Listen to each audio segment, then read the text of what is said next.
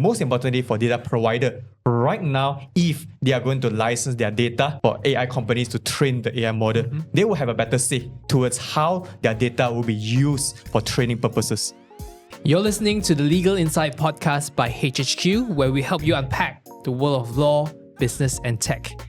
Today's conversation surrounds the article titled Licensing of Data for AI Model Training.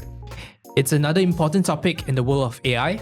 So today we have in the studio Johnson and Khai Yi, Head of Technology Practice Group of HHQ. Welcome to the studio. I watched this movie called Her, say 11 years ago. And the first thing I thought after the movie was like, wow, it's possible to fall in love with a voice.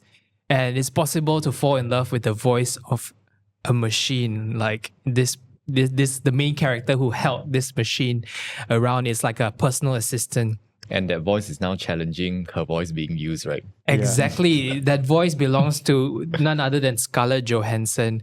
Of course, beautiful voice. And, the most recent news was that, she's questioning OpenAI for using a voice that is so similar to hers. No pun intended. That's kind of like the question that we want to ask today. There's AI models like ChatGPT, taking the world by storm. Essentially, right now, it's OpenAI running the show. But as we know, training these AI models requires vast amount of data, vast amount of intellectual property, like a voice, like a thought, like an original creation. So, Johnson, maybe can you start us off by explaining like why licensing data has become such a crucial issue in this AI space? Definitely. It's important for us to remember that AI does not generate its own intelligence. It has to be fed, it has to be trained. Yeah, and I think your famous quote was rubbish in, rubbish out. Correct. Garbage in, garbage out. So basically, if you are going to train the AI model with garbage data, with low quality data, regardless how you train it, the outcome of the AI model is going to be poor as well. So even though you have the most advanced AI model, but if you are not able to obtain high quality data, it will be practically useless. And this also create new business opportunity. So right now, there are companies, what they're doing is they are trying to sell their data to AI companies so that they are able to train their AI model legally. So instead of like what some of the companies they are doing, which is scrapping data from the internet, which will expose them to legal lawsuits such as copyright infringement, what they do is they resort to purchasing or acquiring data from data companies. And this will actually have certain benefits. So basically for this particular business model, there are two major benefits. First of all, it's going to provide financial incentive for data provider to continue producing high quality data. And then because without high quality data, it's difficult for AI companies to train their AI model. And most importantly for data provider, right now, if they are going to license their data for AI companies to train the AI model, they will have a better say towards how their data will be used for training purposes. That's interesting, and that's quite new to me as well. Khai, maybe this question is directed to you. Like, what are some of the concerns or some of the things that content creators should be concerned about having their materials being used for AI model training? Yep. So that's a very good question, Zach, and I believe that this is the million-dollar question that a lot of the content creators and rights holders have in their mind, right? Primarily, the way I see it is, I'm not a creative person, but I believe that content holders and rights holders, they are primarily concerned of two things. Number one is, of course, they assuming that whatever that they publish online, whatever that they put up on social media, on a content bank, for example, if those things are being scrapped and subsequently being used to feed into an AI model for AI training, there is no say by this group of people over how their content is going to be used. Again, currently there are, in certain countries, there are some regulations on creation of AI. You must use your AI for certain things. If your AI is high risk, you may then have to put in some guardrails or some risk mitigation procedures, right? But again, this is only in a few countries globally. Yeah. Most of the countries still don't have this kind of guidelines. So there is really no saying what kind of AI your content is actually being used to train. It could well be a Worm GPT, for example, a Chat GPT version that is used to create Trojan horses or bugs or malicious code, right? Or it could be used for an AI that has no safety guardrails whatsoever. Yeah. Unlike ChatGPT, where there are measures put in place to prevent people from searching up on how to commit suicide, for example, how to create bombs, for example.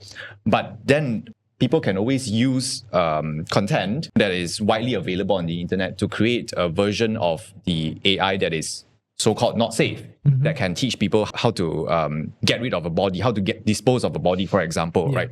So that's concern number one of rights holder and content holders. Concern number two is, I would like to say that this is where money is involved. I have spent time and labor and effort to create so many things, and I put them online for commercializations, and someone else just took those work of mine and create something that then can be used to generate more income and more revenue. Yeah. And I get nothing at the end of the day, not even a single cent. So I think that's concern number two from content holders and right holders. Given these concerns, Johnson, like how are AI companies and content creators actually addressing these issues? So basically, I think that's usually when we speak to our clients, there are three guidelines that we'll provide to our client. First of all is they call it data filtrations. So the moment we receive any data, so a lot of time the data itself, we will need to sanitize the data because a lot of time we do not want to feed the AI model with data that's harmful, with sensitive information, with wrong or inaccurate information. So what they do is, before we actually feed the data set towards the AI model, we have to go through the data filtration process. And then the second part is what is actually mentioned by Khai earlier.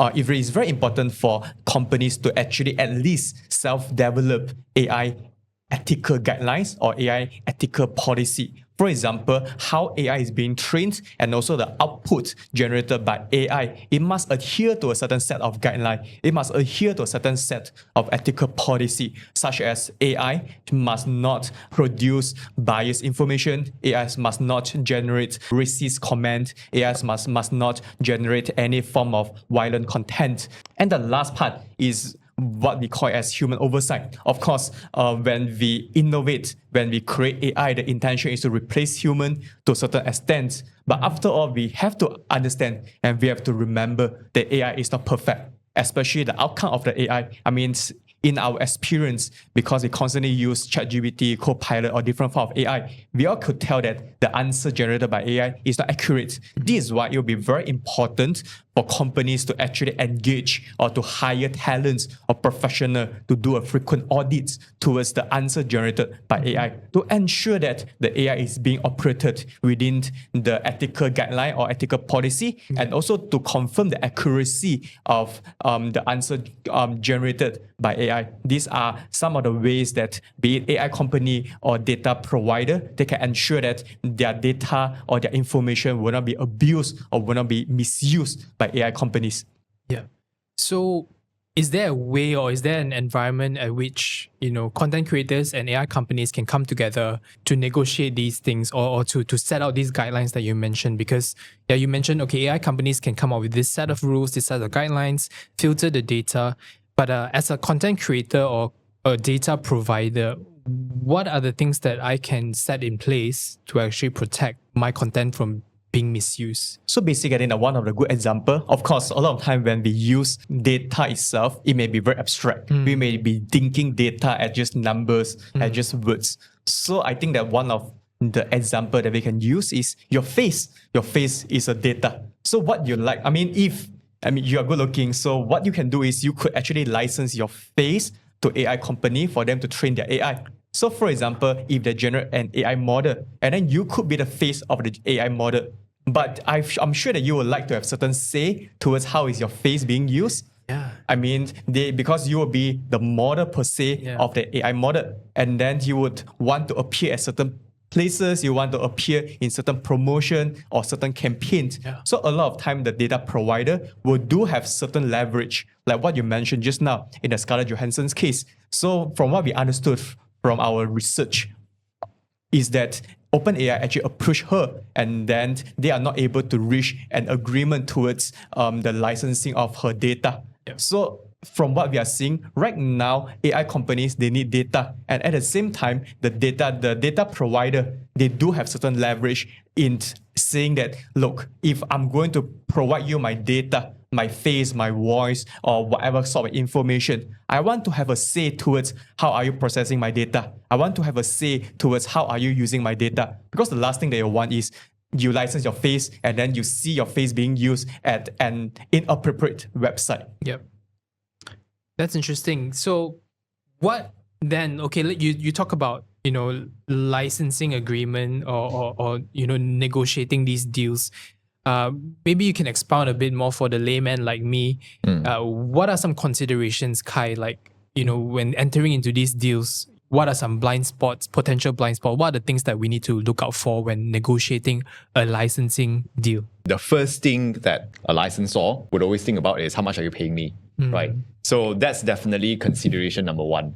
How much am I being paid as a content holder or rights holder for licensing my content bank to you, for you to train your AI model and subsequently generate revenue out of it, right? So value of the licensing value is always point number one to consider. And I believe that some of the things that would affect that factor, how high or how low the monetary value is, would depend on really the size of the data set that we're looking at. The data sets that you're providing, is it something that has been collated over the course of 10 years or has it been only 5 years? That would affect the quantity. The second factor that would affect the value would be quality of the data. If the data quality is good, obviously I think then it would fetch a higher price, right? Compared to a set of data that has not even been filtered, that has not even been treated or processed. The third thing that would affect value is, am I supposed to only give you all the data that I have as at this point, meaning there's a cutoff date? Or am I supposed to continue to give you more data for you to train your AI as I continue to produce more content? Because definitely if I'm a content bank, my content bank will grow over time, right? What I have now and what I have next year is definitely going to be different. So consideration number two is exclusivity. When we talk about licensing, we always ask whether it's going to be an exclusive license or is it going to be a non-exclusive license. If it's exclusive, what that means is I am contractually bound to only license my data to you and you alone, right? And in some instances, it's even to the exclusion of myself. I can't even use that data for the purpose that you are using my data for. So if it's exclusive, obviously, then you have to pay me more for that exclusivity. Otherwise, I should have the liberty to also approach other competitor of yours to license my data sets for them for training. Third considerations would touch on the consequences of contract expiration. All contracts would have a tenure. Assuming the tenure is fixed, I'm only supposed to license my data to you for 5 years. And within that 5 years, if I have new content, I'll continue to license them to you as well. So what happens when the licensing deal or the licensing contract ends or expires? Are you supposed to then cease all use of my data? Because we know that we covered this in one of our earlier episodes, right? Where we say that untrained AI model, it's close to impossible due to technical reasons. So there's no way for you to untrain. Does it mean that you have to retrain an AI model using somebody else's data? Or are you forced to then maybe negotiate with me on a renewal? Right? So all these things need to be taken into considerations. And last considerations that I would add on is actually the terms of licensing. What you can use my data for. I may not want you to use my data to train an AI model that can then be used for certain purposes that I don't like. Say I'm in the media industry. I wouldn't want you to use your AI model to create a competitor for me, an AI version of the competitor for me. So again, there needs to be a restrictions. It cannot be a free-for-all. I give you my data, you can train your AI model and use and then create any kind of AI model that you want, right? That shouldn't be the case. That would be the 4 key considerations that I think content holder should take note of. That's cool. Which brings me to my next question. From a licensor perspective, so it is not so straightforward as me licensing out my iconic voice. So OpenAI, if you're listening, it's $100 per month for 2024 only. All right. Subscription basis. Subscription. All right. Jokes aside, I think as a licensor of the data that I'm going to provide, what are some things I can do to ensure that, I actually have the rights to these data? So for example, if you go to Wikipedia is kind of like a content aggregator. It's like a community generated content. The community actually, gives data to Wikipedia. Does Wikipedia then need to ensure, certain things or certain benefit goes to those content creators? Or how does this work? Like there's just a million questions right now, but maybe just a brief answer to what should be done to address this as a content aggregator or like a crowdsourced kind of data. So basically, I think that one of the important point that be it the data provider and an AI company should really agree upon is the ownership of the intellectual property, particularly towards the work that is actually generated by AI. So basically what happened is, assuming you are the one providing me with a data set, and I am the company who owns the AI model, and I will require your data set to train my AI. So right now, I license your data and I train my AI. So right now, whatever that I've trained, so be it is a new invention, be it is a new creative work, or be it is a new form of recipe, trade secret, or whatever it is, who actually owned that particular piece of secret recipe, who actually owned the intellectual property of the final work. So a lot of time before both parties enter into an agreement, this will be the one of the most crucial thing that both parties must agree on. Because eventually AI, I think if they are being used for great things, for innovations, for medical purposes, maybe they are used to actually find the next medicine to actually cure cancer. So I think that both parties will need to come to an agreement who will eventually own the data, and in the event that a new invention is created, the IP rights, are they going to share the IP right, or the IP right is only exclusively owned by the data provider, or the IP right is exclusively owned by the AI company alone? So I think that this is one of the most important concerns that companies should pay particular attention to. To chip in on your question, right, Zach, particularly on how can content aggregator ensure that they have the rights to grant licenses of whatever data that they have in their content banks to an AI companies for AI training. I think all this boils down to what are these companies' agreement with the community contributors? Because typically all these content aggregators, they would actually have some form of terms and conditions, T&Cs, right, or terms of use, terms of service, whatever name you call them, to say that assuming that you contribute to the content, you contribute to something, and then those things make part of the content bank, you agree to then whatever. So perhaps there can be a tweak to the T&Cs to say that you also agree and consent for the usage of your contributions or the content that you have contributed for licensing purposes. It may not have had to be particularly licensed for AI training, right? It can be just a general licensing purposes. So maybe content aggregators will have to relook at their T&Cs to ensure that it would actually allow them to do so.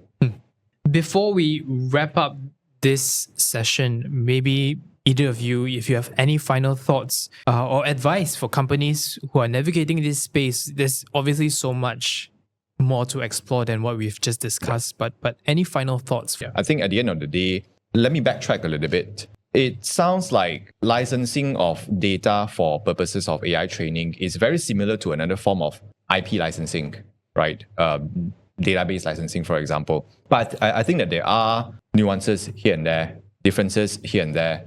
So for content banks, content aggregators, content holders who are actually considering to license out their data to AI companies for training, they should definitely consult experts, consult professionals to perhaps either craft an appropriate licensing agreement or to review the licensing agreements that's offered by AI companies rather than just take it lock, stock and barrel and just agree to whatever terms that are being offered. I think another point to add on, so basically I think that it's really important to consult someone, to consult a legal professional, is because I think that by training AI through licensing of data, there will be possibility of them actually infringing different kind of law.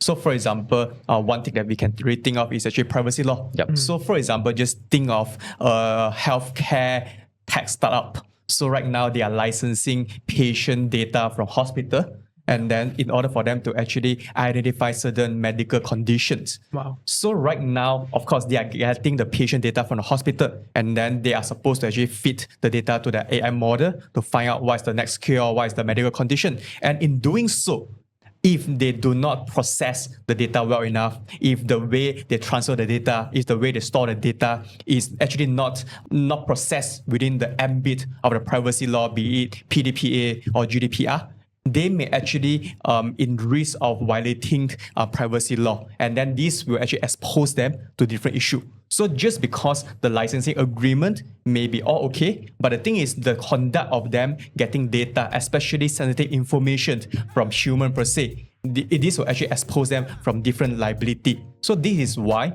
it will be very important for AI companies to actually consult lawyers when they are going to draft or when they are going to negotiate with data provider, so that there will be the chances of them getting into trouble could be greatly mitigated. Yeah, do a 360 risk assessment. Thanks, Johnson and Khai, for today's session.